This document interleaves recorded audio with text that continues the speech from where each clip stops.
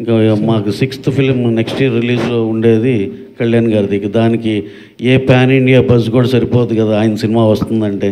హరీష్ శంకర్ గారు script lock చేసి పెట్టాడు. ఎక్స్ట్రాడినరీగా ఉంది.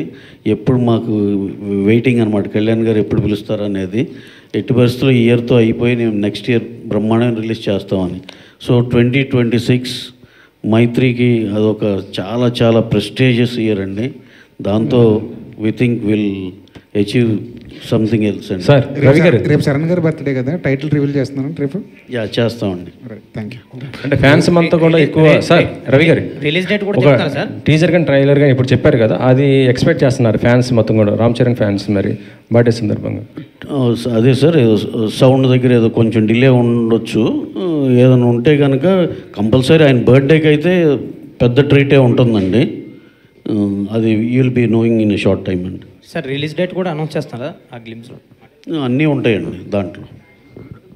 రవి గారు 2 సినిమాలు మర్చిపోయారు, హిందీ ఒకటిని తమిళ ఒకటి ఉంది కదా ఈ సంవత్సరం. అది ఉన్నాయండి. తమిళ్లో ప్రదీప్ రంగనాథన్తో ఈ ఇయరేనండి. అది ఇయరే release. May first good bad Ajith, good bad ugly, Jaat year release. నేను he was asking me about 2026 కాబట్టి అండి. April 10th ఇప్పుడు దాకా తమిళ్లో గుడ్ బ్యాడ్ అగ్లీ గురించి హైయెస్ట్ హైప్ వచ్చిన జనాల నుంచి వచ్చిన సినిమా ఏదైనా ఉందంటే గుడ్ బ్యాడ్ అగ్లీ అండి.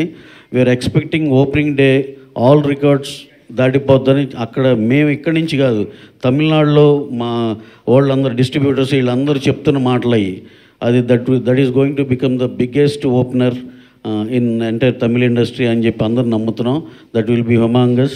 అండ్ జాట్ గురించి చెప్పాలంటే ఇందాక ఆర్మాక్స్ సర్వే ఏదో చూస్తే minimum it is going to open with around 15+ something అంటున్నారు. అంటే ఆ రిలీజ్ టైంకి వచ్చేపాటికి 20-25 కోట్ల ఓపెనింగ్ తీసుకునే ఛాన్స్ కూడా ఉందండి హిందీలో. So it will become another big film అని అందరూ నమ్ముతున్నాం.